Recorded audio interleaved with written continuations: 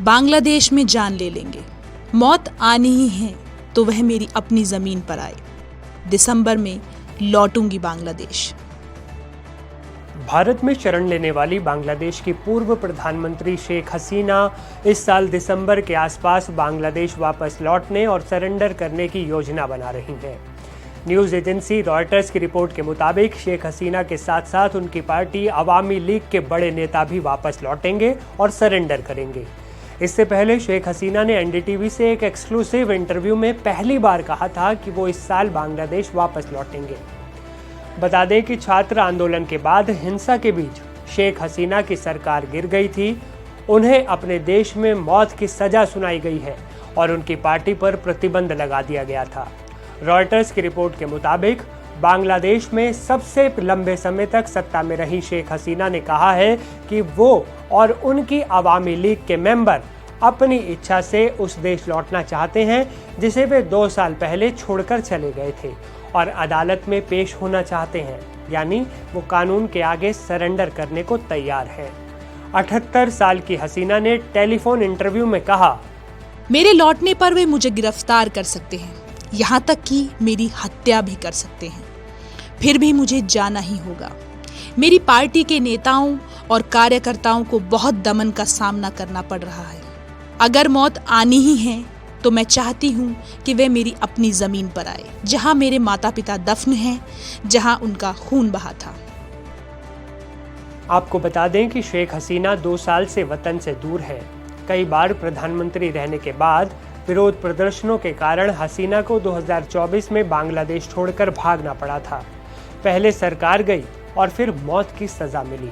बांग्लादेश की युद्ध अपराध यानी वॉर क्राइम अदालत ने नवंबर 2025 में उन्हें छात्र नेतृत्व वाले विद्रोह के खिलाफ घातक कार्रवाई का आदेश देने के लिए उनकी गैर मौजूदगी में मौत की सजा सुनाई। उन्होंने भारत की शरण में रहते हुए इन आरोपों से इनकार किया है। शेख हसीना ने रॉयटर्स से कहा है कि उनकी सरकार में पूर्व गृह मंत्री अशजुद्दीन खान वो भी बांग्लादेश लौटेंगे। उन्हें भी मौत की सजा का सामना करना पड़ रहा है। शेख हसीना ने इससे पहले पहली बार अपनी वतन वापसी के प्लान का खुलासा करते हुए एनडीटीवी से कहा था, मैं मरने से नहीं डरती। 1975 में मैंने अपने माता पिता, भाइयों और लगभग पूरे परिवार को खो दिया था। 21 अगस्त को मुझ पर ग्रेनेड हमला हुआ था। मेरे खिलाफ अनेक साजिशें रची गईं, लेकिन हर बार मैं लोगों के साथ खड़ी रही। जनता ने मुझे 5 बार प्रधानमंत्री चुना और मैंने देश के लिए काम किया। इसलिए मैं स्पष्ट रूप से कहना चाहती हूँ कि सभी बाधाओं और साजिशों को पार करते हुए मैं इस साल अपने देश लौटूंगी। अब आप बताइए, शेख हसीना के फैसले को आप कैसे देखते हैं?